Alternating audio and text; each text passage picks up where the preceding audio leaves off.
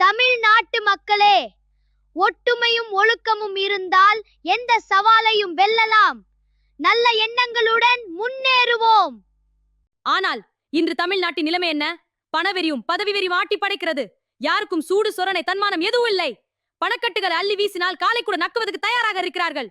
இவர் மாற்றுவார், அவர் மாற்றுவார் என்று நினைத்து வாக்களிக்கும் மக்கள் தான் முட்டாளாகி விடுகிறார்கள். திருடர்கள் கூட்டத்தில் இருந்து வந்தவன் கை சும்மா இருக்குமா?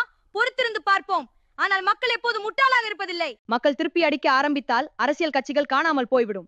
இளைஞர்களும் மாணவர்களும் கொதித்து போயிருக்கிறார்கள். மாணவன் நினைத்தால் நடத்தி காட்டுவான். அவன் நெஞ்ச ஒரு நெருப்பு, அவன் நேர்மையின் மறுபிறப்பு. உங்களைப் போல தரம் கெட்ட அரசியல்வாதிகளை இளைஞர்களும் மாணவர்களும் ஓட ஓட விரட்டி அடிப்பார்கள். அந்த காலம் வெகு தொலைவில் இல்லை. கவனமாகவும் நேர்மையாகவும் இருந்து கொள்ளுங்கள்.